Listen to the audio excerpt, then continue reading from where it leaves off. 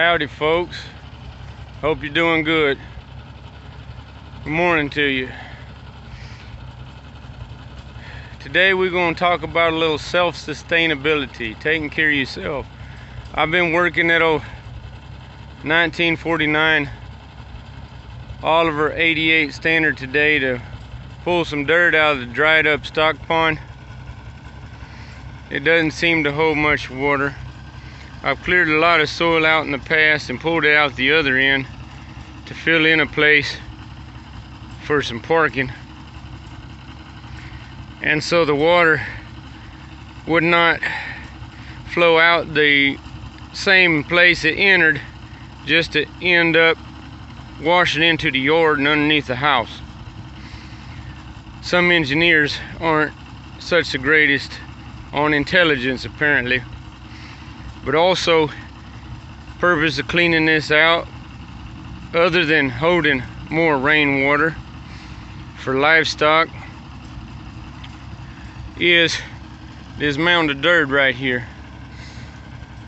Right now I got this old versatile blade on there that can be turned side to side so you can dig in a bit better than with those box blades, that everybody seems to like so much, and drag towards your center. I got kind of two piles here. I'm gonna switch to a loader bucket that I've modified at the top. I can hook on that 3-point lift there with a hydraulic cylinder in place of the center link up on top. This tractor did not originally come with hydraulics. Somebody tried to add it on there up in front of the radiator, which didn't work with that old little red and black pump on there. So my best friend did a bunch of work after overhauling that engine for me and having the machining done at a local shop. And now we have some aftermarket hydraulic 3-point lift and another connection also with the two hydraulic valve controls on the left side of the seat there on that old Oliver, in order to operate other implements. Excuse me, I'm a little short on breath, been bouncing around here for a while trying to keep that thing running hard to get something done. Please do what you can to be more self-sustainable. Gather your own seeds and ways to plant them, and dig the soil, even if it's just a gardening rake with 4 tines on it, and gardening forks and so forth for digging, in case you don't have the easy means to get or to afford some gasoline for a tiller or something. Plus, sometimes just turning up the soil on top can be better than digging down deep, depending on the soil you have. In case you've noticed that white thing hanging off the front of the tractor there, it's actually a fuel tank off a gasoline powered engine for a big air compressor that doesn't run. It's rusted up again after a different friend cleaned it out for me and tried to fix the carburetor.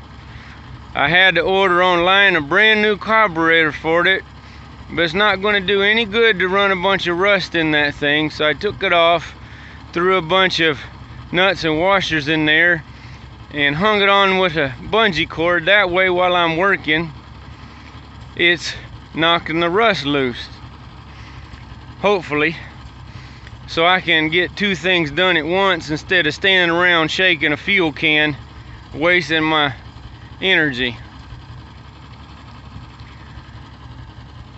If you think you need a tractor, but you look in those brand new tractors with electronics on everything that look so nice or unaffordable, go ahead and look into something through Craigslist or something on the internet, or if somebody around's got an old tractor for sale. Even I have one of those old Ford 8Ns. It happens to be an 8ND But those things are so tiny that you can't do a lot with them other than shredding, or maybe some little light work. I'm hoping to fix the one I got, rebuild the steering gear, and make it usable with the 5-foot shredder again, instead of burning all the gas in this big 6-cylinder Waukesha engine. This Oliver produces 50 horsepower at the drawbar, which doesn't sound a lot, but those little tractors' horsepower rating is at the flywheel of the engine, not what the tractor can actually do. I like this old antique thing because it has no electronics on it. So if something comes through from the sun or from corrupt people and so forth that knocks out electronics in all our vehicles and our power grids, if I can come up with some gasoline or something to power this thing, it ought to run. And so if my vehicles can't go, well, maybe I can hook a trailer behind this thing and get to some farm to do some bartering and trading to get what I need to feed ourselves, and maybe trade something I finally managed to grow so they don't have to be stuck with the same things to eat. Just a little something to think about, folks. Do what you can to provide for yourself. And no, this is not a 4-wheel drive tractor. Just because it has lug tires on it, they came off of a little 4-wheel drive Kubota and kindly gave to me instead of having to pay to scrap them, because this thing had rotten front tires, one of which a limestone rock busted a hole in it. It made a nice big boom. I thought the hydraulics blew a line or something, because most of my hydraulic lines are old. If you do look for an old tractor, try to make sure it doesn't need an engine overhaul. This poor thing, it ran, it drove, but the first time I tried to pull a 1-ton truck freewheeling, the thing couldn't pull it up a slope any higher than this last little mound of dirt here, because 2 of the inside intake valves were stuck shut. I kind of got gypped on the deal of what I paid for it, and because of old tires on the rear wind up busting because they were rotten and kept getting tore up with the work I was doing, clearing dirt and moving rocks and stuff amongst brush, one of those busted also. So don't overdo it on an old tractor that you think you're getting cheap and going to do work with, but wind up spending thousands over time. I'm okay with what I did because I got what I wanted, with hydraulics on 2-way cylinders that can lift but also push down. I don't have to put weight on that blade or on a plow. I just push that down valve and I go, and it can put enough pressure that them big tires spin, and I have to release the pressure. It's also got cast iron hubs front and rear so it can pull. If it had a diesel engine instead, so it had a lot more torque, I would actually go ahead and take it in the tractor pulls, because I'd have a slim chance of beating somebody else out and maybe getting a little money. This gas engine has a lot more horsepower for the size, but it doesn't have the necessary torque. So with that horsepower, I can run the PTO driven shredder or post hole auger and use that auger to use that down pressure on that 3-point lift to actually get a hole drilled, instead of messing around trying to stand on top of it and have a bunch of weight with a long bar or something to help push it down, which can help you if you got something with a different setup. But if you're wondering about that big upside down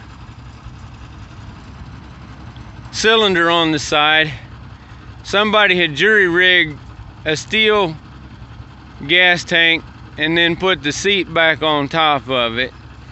Then left the tractor sit because they did an inappropriate overhaul on it. They put diesel cylinder liners, pistons, and rings all mixed up in this gasoline block with a gasoline head, because the block can be used for either. Therefore, it didn't work. It was blowing oil, so they just didn't use it. And somebody bought it at auction for a very low price probably, then drug it around till they got the engine to turn. I was foolish enough to drive over 100 miles to go buy the thing. In the ending result, I've got a good working tractor that I spent a whole lot on. That canister is actually my gravity flow fuel tank. It doesn't rust. I have a fuel separator on the bottom that I close off because sure enough, the poor old rebuilt original 1949 carburetor has started hanging up and seeping fuel and then just draining it out down the side of the engine while it sits for weeks or months. Close the fuel valve and it's good to sit for a while as long as it's not too long. I got a little solar panel sitting on top that I clipped the cables to the batteries to give it a little charge while it's sitting around for long time periods. Something you might want to do on your lawn mowers or other equipment. No, it can't charge a battery. It just is half an amp, so it keeps the battery from dying in cold weather, or if you have something in your system that's drawing amperage. I may have to put one of those on the dash of my pickup truck and plug it into the cigarette lighter, because I haven't had time to figure out what kills the battery on it when it sits for 3 weeks. You all have a great day. Thank you if you bothered to listen to the whole video. Share if you want. Subscribe if you want. Please check out my playlist on several very valuable topics. Grow yourself a Liberty Garden. Keep your sovereignty by providing for yourself.